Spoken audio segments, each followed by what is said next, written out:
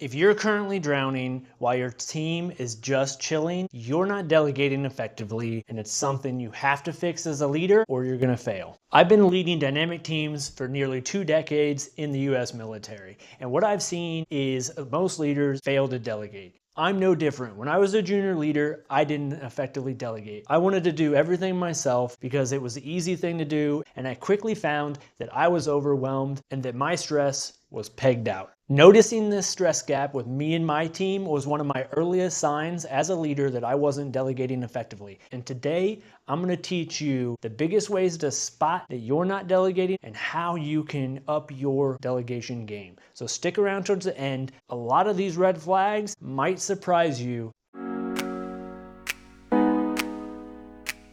Here are 12 classic signs that you aren't delegating effectively as a leader. First up is if your calendar is booked hour to hour, there's no gaps, and your teams is full of holes and free time. Time to start delegating. Find the leaders in your organization who have the bandwidth to be able to handle some of the tasking on your plate and then load shed it down. Another classic sign is when you give tasking, but you don't deliver the authority attached to that tasking. And they go attack the task, but then they bring all of the decisions to you. Sure, you delegated the responsibility to get it done, but you gave them no authority or confidence to make decisions to actually complete the tasking that you gave them. If they're constantly coming back to you, you didn't really delegate. Another one that's similar to this is when work is waiting for you or you become a bottleneck in the decision-making chain. I look for this all the time. I look for leaders below me to make those decisions and then just report back on the decision they made. Down to when I owned a division, I told my LPO or leading petty officer, if you're not in the Navy, that would be your direct supervisor. I told them, hey, if I'm in a meeting and I give you these things to get done and you guys complete all of that tasking, don't come find me or wait for me to be out of a meeting to let the division go. Another classic sign of low delegation and also potentially low accountability is that when everything comes to you, you have to be the fixer of everything before it goes to higher headquarters or it ships off. And that mistake is going to overload you in the long run. You have to delegate down and say, hey, it's your responsibility to fix these things before they get to my level. My expectation is the product is in this condition when it gets to my desk, and hold them accountable to that standard. If you run into issues with accountability, check out my other video where I just talked about how accountability is a great equalizer. It's another huge weakness that I see in some of our young leaders in today's organizations. Another sign or red flag that you're not delegating effectively or bringing your leadership into the fold to understand the bigger picture is that they can't describe the strategic priorities for a job without you being there. If you have to be present for them to understand what the priorities are, then you haven't delegated effectively and you probably haven't explained what the overall strategic vision is to a clear enough detail down to their level. So bring them in, talk about the dates and thresholds with that project and when it needs to be due, what are the priorities, what are the concerns, and really when you delegate, transfer and pass down all of that information so they're bought in. I really like to build with my young sailors here that they are mini project managers. So when I give them a task and I delegate, I walk them through this framework on how to build out good project management. How long will it take? How many people do you need? What are the priorities? What are the potential pitfalls? All these things I talk to them and I coach them through ideas on what they should be considering. And so they have a full 100% picture when that delegated task leaves my hands. Here's another classic one that I see from middle managers or really hard-charging leaders that haven't learned to empower their team or delegate effectively out to the team. They hold these meetings with their team and then they're the one who's taking notes the entire time, and they're the ones who take a majority of the action steps from that meeting or the things that need to be done. Make your first task of delegation assigning someone to be the meeting note taker to send out to the team, and assign the tasking to a majority of other individuals. Don't be the one who feels like you need to take everything on your plate. Drive delegation with a purpose here. Another symptom or red flag of delegation and accountability is when the leader is constantly jumping in that last 10% or that last little sprint to save the team. It's okay to save your team from time to time if there's an external force. If they are behind schedule or they're not where they need to be as a team on a project and it's largely because of their actions, they need to be held accountable for getting that project across the lines and getting that last 10% done. Don't jump in and save them just for the sake of saving. You have to wisely choose when you're going to save. They need to learn how to get those projects complete on their own. Another factor is when people come to you for small judgment calls and small decisions when they're seeking your permission, when they should have made that judgment call at their level. This is something I've really taken to heart over the last year, as I put somebody inside of a task and I said, look, go ahead, you own all the decisions. I want you to decide what you think the best decision is. As long as the captain's not going to get fired, I'm not going to get fired, or it's not against any rules and regulations or the law, then make the decision. You have to empower these new leaders or even some of our seasoned leaders to get comfortable making these gray decisions that don't always fit in a cookie cutter mold. Because when they're you, they're going to have to make those decisions. Now, even if I think that I would make a different decision, or maybe I think that I have a better idea on the table, I have consciously said nothing in these situations to empower my leaders to make decisions, see how they work out, learn and build their influence within the organization. Here's another one. Are you training during the crisis and trying to teach somebody how to do something when the shit has hit the fan? Or are you training before the crisis hits? You're gonna need to jump in there, solve the crisis, work with your team, and get it done. What you should be doing is training before it hits a crisis. Like I said, now as a senior leader, I control a majority of the timelines. So I build extra time in my expectation for that training, mentorship, and coaching that my team is gonna need. So don't wait for the crisis. You gotta train before shit hits the fan, so that way your team knows how to handle the crisis. Because the worst thing that can happen is a crisis happens, they freeze, wait for you because they don't feel comfortable making that decision themselves. Here's a classic leadership failure that I see all the time, that I try not to do myself, and I still have to consciously think about. And that's assigning tasking to the same people. If you're always using the best for every single tasking and you're not sharing the wealth and getting your team to grow, then you're failing. One, you're gonna burn out your hard chargers because they're gonna be doing 90% of the work. And then those people that aren't trained as much or don't have the same amount of experience, they're never gonna get any better if you don't give them opportunities to go after some of this tasking. And think strategically, what tasks can you assign where to get the most growth? Me and my Divo used to have chessboard meetings all the time where we talk about, we're going to give this person this thing so they can get this qualification and they can learn this lesson that's going to help them get to the next level. The best leaders think about how delegation is going to level up their team for future performance.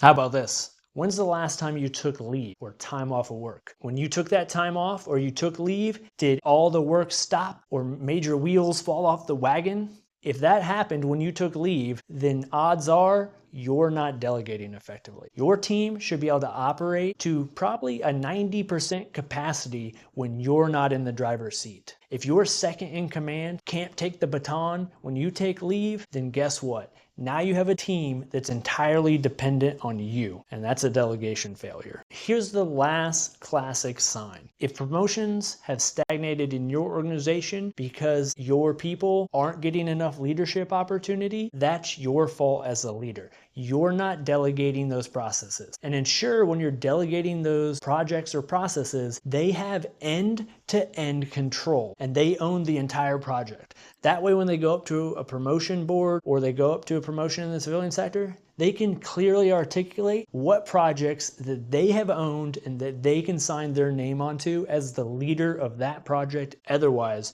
they're just saying what they did under you. So let's talk about 5 root causes of why leaders don't delegate. A lot of these you'll probably recognize. The first one is the speed bias. I talked about this at the beginning. When leaders, we don't effectively delegate because we get stuck in our mind that, hey, we can do this faster, or it's easier for us to do it ourselves. And yes, it is probably 100% true that you can do it faster or it's easier to do yourself. Remember, you're stalling your team's growth if you're not delegating down to them. They'll never get to your level or get your skills if you're constantly doing that project. I think of delegating as future proofing. Delegation might have a high upfront cost of time for me and training and mentoring that person for me, but in the long run, that's going to give the organization, your team, and you flexibility to be more agile in the future. So high upfront cost, but high long-term return. Next up, the trap that leaders fall into when delegating is being a perfectionist and disguising that as standards. You want to have clear-cut standards, but if you're expecting a project to be absolutely flawless, you're going to be disappointed most of the time. People will exceed your vision and do better than what you expect. I had a leader who would do this. He had this vision in his mind of how he wanted this to look, what color he wanted the headers, all that jazz. Guess what he didn't tell his sailors? All that information. So it came to him in an extremely well-written format, but it didn't have the colors he liked, so he was upset about it. Again, that's ridiculous. You're losing trust with your team. So don't go for perfect. And if you want it in a certain template, provide it. Another pitfall is that leaders don't give clear boundaries or they don't give clear outcomes. They don't talk about what the right project or product looks like. A huge one that I see leaders miss is giving a delegated task a timeline. They'll say, hey, I want this done. And they won't tell them when. But then 2 weeks later, they're upset it's not done yet. And I ask them, well, did you tell them you wanted it in 2 weeks? Well, no. They're supposed to read my mind. Absolutely not, right? So when you delegate this tasking, talk about when you want it, how you want it delivered, and all the details about the end product. If you haven't done that, you haven't delegated effectively. The next one I find myself falling into all the time, which is when you have low trust due to past mistakes. We tend to give people a couple opportunities, and then if they haven't met our expectation, or worse yet, they just fail, we stop extending those opportunities. That's going to hurt your team's effectiveness, and it's going to hurt the growth of that individual. And yes, it is hard to overcome when you throw somebody a bone or you throw them a project and they mess it all up. It's hard to do that mental reset. I tried to think, why didn't this person succeed the first time? Do I need to give them a smaller project? Do I need to change my approach? How I delivered it? I try to think about how I can change the equation to give them another opportunity. So don't get trapped in saying, hey, that person failed last time. They're dead to me. I'm never giving them an opportunity again. Because most people, they deserve a second chance. And two, you're stagnating your team if you don't try to even build up some of those lower performers. By no means am I saying give these individuals the most critical task that your organization has. That would be silly.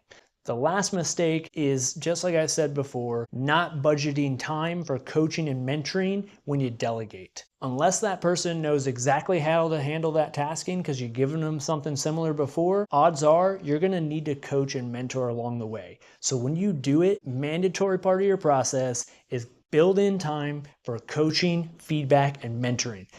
Here's some quick self-tests that you can do to see how you're doing in the delegation department. The first thing I ask myself is, if I take leave today, what would stop? That question should give you a clear idea of what you should start delegating, so that way you don't fall in that trap that all hell breaks loose when you take leave or time off work. The next thing I want you to do is look at your to-do list. If you're like me, I've got like 150 things on my to-do list, and most of those are delegated out. Look at those ones that are specifically assigned to you. Which ones absolutely have to be done by you, and which ones would be best done by you? The ones that fall into the best done by you category, those are key indicators you should delegate that task. If it doesn't have to be done by you, delegate it down to your team to help them grow. The last one is look at what the wins were for this week and analyze them. Which wins were 100% due to your team and you didn't have to touch it? That is a clear, good indicator of delegation. And then look at the wins where you had to have involvement. How could you have been more strategic to delegate to give more ownership to your team? The goal is to remove more and more of you from the tasking that you don't need to be part of.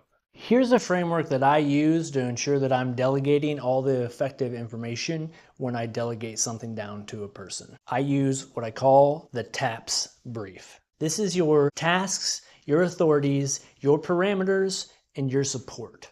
First up is the task. I talk about what is the definition of what needs to be done and what does right look like. So that's the easy one, is just talking about what the task is that you're delegating. Next, I talk about the authority. What decisions they can make, what does their budget look like, who can they assign as tasking to work for them. It tells them their authority lifelines or their authority swim lane of what decisions they can make. Next, I talk to them about parameters, which is what are their constraints. For example, can they only work on the project from this time to this time because we have this other large project we're working on? Can they only use these people? And then again, that key component, when is it due by? My key metric that I try to use with how much time is I have them talk to me about how much time they think they need. This gets them to think critically about how long that task would take. And I give feedback. I live with a 150% rule. Whatever they state back to me, if I have room, I give them 150% of their request. So for example, if they said, hey, I can do it in 30 days,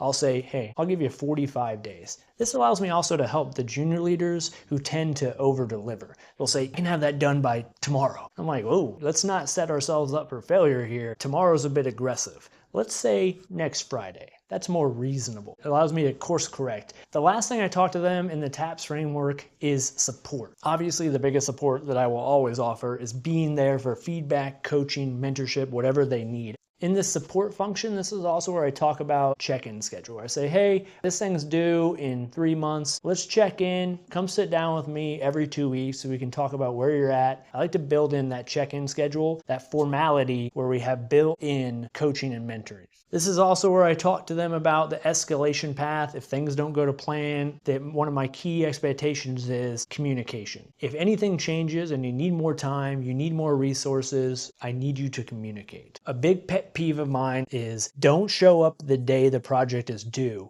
and tell me it can't be done if you didn't communicate ahead of time. That's an easy way to look foolish and really not be meeting the expectation for project management. Next, I want to talk to you about a laddered framework that you can use. I call it the Delegation Ladder. Basically, how can you delegate tasking all the way from the most junior leader who doesn't know how to do that tasking to the senior project manager who can have full autonomous control. For the Delegation Ladder, there's 5 levels here. The first level is research and report back. When I delegate a task, I say, hey, look, I want you to go research how you would get this done and what you would do, and then I want you to come back and brief me or report back to me. This is something I give for my junior leaders or junior technicians. I say, hey, here's what I need you to do. Go think about how you would get it done. They come back, we have a conversation. The next rung on the delegation ladder is recommend and I'll make the decision. So now they've surpassed that research and report back phase. Now they're going to go research it on their own and they're going to come back and they're going to recommend a solution or a way forward for that project. But I still own operational control here on what the final decision is going to be. Next is now I've got my middle grade manager or my middle grade leader who's been doing this for a while. Now I delegate and I tell them, I want you to decide and then inform me on what your decision is. So now I went from go research, report back, to recommend, and then I'll decide, to now they do the researching, they figure out the best solution, and now they have been delegated the decision-making opportunity. So now they're gonna make a decision and let me know how they handled it. The fourth rung is I give them full operational decision, but I give them guardrails on the decision. How far out of a budget can they go? How many people can they grab? I give them certain guardrails on their decision making. They don't have full control on carte blanche to do whatever they want, but they have a high degree of decision making autonomy. The final pinnacle step of the delegation ladder, they own everything for the entire project end to end, and their objective is to make it better. I've been trying to take a lot of my more senior leaders into this phase of getting them to own a project end to end. Go out there, get with the organization, make the decision, see how it goes, and see how the feedback works. That's the only way to get some of your senior executive leaders to make those next level decisions without you. So work through that entire delegation ladder and really strategically think when you give somebody delegation, what rung of the ladder are you giving? Just a way I kind of think about how I delegate and how I approach that delegation. The last thing I'm going to talk about is how do you know that your delegation is improving or that delegation is working in your organization? Look for these things. The first one is your stress and your leader load should go down. What's on your plate and your responsibility and your stress level should start to decrease over time. Again, use that increasing load or that increasing stress as a key indicator that you need to delegate. Next up is cycle time, the decision from a project starting to a project finishing. If that time decreases, especially if you don't need to touch it for it to increase, that's a key indicator that delegation is really working in your organization. You should see that decision-making time space decrease over time. Next is take a pulse of what I call the autonomy index. Is your team working autonomously, making decisions at their level without having to elevate it up? If that's happening, that's a key indicator that delegation is working effectively in your organization. If more things are coming to your level for decisions, then re-empower your team that they own those decisions at their level. The last thing that will show you if your delegation is improving or working is how is the depth on the bench. If you have more leaders who are ready to go into your slot when you take leave, or your leaders have more people who can move into their slot when they leave, it tells you that you're delegating effectively and they are too. If the bench is thin, then you're not delegating enough to build that depth on the bench. That's it. I hope that helped you understand why delegation is so important to you as a leader. It's important to your organization's growth, your organization's trust. Delegation will make or break you as a leader. So pick one of your tasks this week and go through that TAPS framework and then look at the delegation ladder on where you're going to place that individual. Use those two frameworks to delegate effectively and watch out for those warning signs that you're not delegating as well as you should be. If this helped you, hit that like button. And if you have leaders in your organization that need help delegating, share this video. Together, we can make the best leaders on the planet. I appreciate your time. Thanks for watching.